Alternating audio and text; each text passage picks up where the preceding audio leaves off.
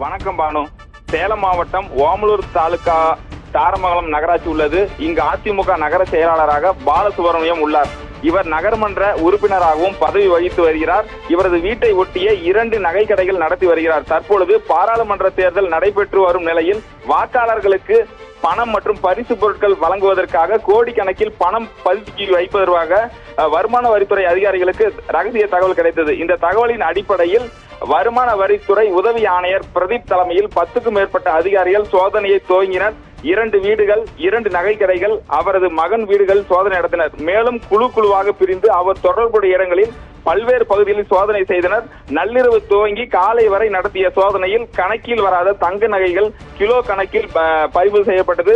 மேலும் கோடிக்கணக்கான ரூபாய்களும் பறிமுதல் செய்யப்பட்டிருப்பதும் கண்டறியப்பட்டது. தொடர்ந்து அனைத்தையும் கணக்கீடு செய்த அதிகாரிகள் கணக்கில் வராத நகை மற்றும் பணங்களை பறிமுதல் செய்தனர். அவற்றை அட்டை பெட்டியில் வைத்து முறையாக சீலிட்டு அதிகாரிகள் எடுத்து சென்றனர். மேலும் இது குறித்து விசாரணை நடத்துவதற்காக அதிமுக நகர செயலாளர் மகன் பாஸ்கரனையும் அழைத்து சென்றனர்.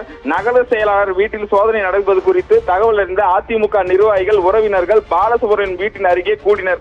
இதனால் தாரமங்கலம் போலீசார் அந்த பகுதியில் முழுவதும் பாதுகாப்பு பணியில் ஈடுபட்டனர். இது குறித்து நகர செயலாளரிடம் கேட்ட பொழுது எவ்வளவு பணம் எடுத்து சென்றார்கள் என்று தெரியவில்லை. வருமான வரித்துறை அதிகாரிகளும் அவர்கள் தெரிவித்தால் தான் எனக்கு தெரியும் என்று கூறினார். மேலும் அதிகாரிகள் தரப்பில் கூறும் பொழுது கணக்கில் வராத நகை மற்றும் பணங்களை பறிமுதல் செய்திருக்கிறோம். விசாரணை முடிவில் தான் இதனுடைய மொத்த மதிப்பு தெரிய வரும் என்று கூறியுள்ளனர்.